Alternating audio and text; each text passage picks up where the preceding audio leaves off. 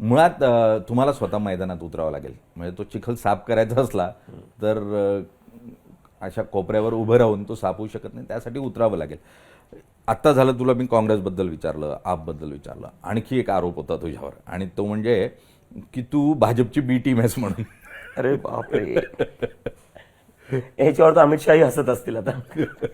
नाही पण आत्ता जे तुझ्या बरोबर आहेत ना, अगदी जे शिवसेना तुझ्या बरोबर आहे, त्या शिवसेनेच्या नेत्यांनी आरोप केला होता की अभिजित हा भाजपची बी टीम आहे अगदी सुरुवातीला. हा, तर म्हणजे त्यांनाही संभ्रम होता तुझ्याबद्दलचा की तू खरोखर विचाराच्या चळवळीच्या रूपानं आलायस की भाजपनं पेरलेला असा एखादी जेन्झी आहे. तर हे तू ऐकलं होतंस का आणि त्यावर तुझी काय प्रतिक्रिया होती? नाही सर, मी याच्यावर एक क्लॅरिफिकेशन देऊन टाकतो. मी देशात का आलो याचं मी मेन कारण सांगतो. जेव्हा मी अमेरिकेत होतो, आमचं ट्विटर अकाउंट बॅन करण्यात आलं सरकारकडून. आणि ते बॅन करताना जे शब्द वापरले गेले, नॅशनल सिक्युरिटी थ्रेट, मला ती गोष्ट खूप लागली सर. कारण की महाराष्ट्रातून शिकलेलो आहे मी, महाराष्ट्रात शिक्षण झालेलं आहे, दिल्लीत काही वर्ष काम केलेलं आहे आणि त्याच्यानंतर भारताच्याच पासपोर्टवर मी अमेरिकेत गेलो. तिथं जे मला लोक ओळखत होते, माझे कॉलेजची लोक असो, माझे तिथे जे अमेरिकन मित्र होते, ते मला भारतीय म्हणून ओळखतात.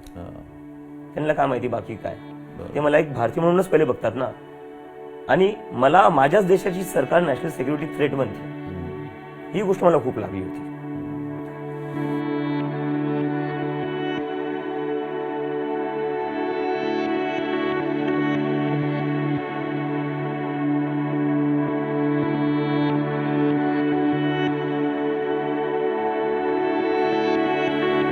नाहीतर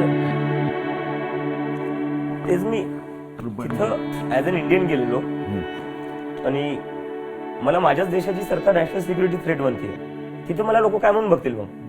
तिथं आधीच आमच्यासोबत रेसिझम होतं आणि तिथं आमच्याच देशाची सरकार आम्हाला, ज्या पासपोर्टवर आम्ही गेलेलो आहे, तेच आम्हाला नॅशनल सिक्युरिटी थ्रेट बनतात.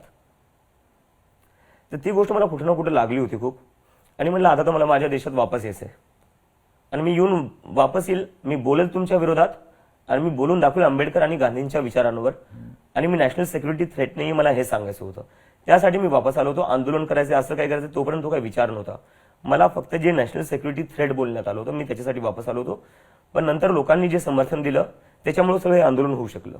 अगदी मुळात एखाद्या सच्च्या देशभक्ताला किंवा भारतीयाला जर कुणी असं म्हणत असेल की तुम्ही देशासाठी अत्यंत धोकादायक अशा स्वरूपाचं व्यक्तिमत्व असाल, तर त्यातून जो धक्का बसेल किंवा जो एक इमोशनल अशा स्वरूपाचा ट्रोमा असेल, तो आपण अभिजितच्या चेहऱ्यावर बघू शकतो.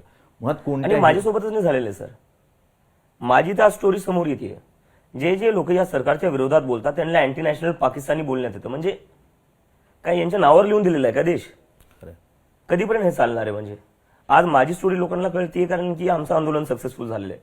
पण असे कित्येक लोक आहेत ज्यांना मागच्या 10 वर्षात काय काय नाही बोलण्यात आले की पाकिस्तानचे दलाल आहेत, याचे दलाल आहेत, त्याचे दलाल आहेत. मुळात गेल्या काही वर्षामध्ये ज्या स्वरूपाचं ट्रोलिंग झालं आणि ट्रोलिंगमधून आपण शिक्के मारण्याचा प्रयत्न केला, तो कितपत योग्य होता? आणि आपण एखाद दोन प्रकरणांना घेऊन जर कोणावर शिक्के मारत असलो तर ते कितपत योग्य आहे, हा मूळ प्रश्न या ठिकाणी निर्माण होतोय. आणि त्यातून मग अशी चळवळ उभी राहते.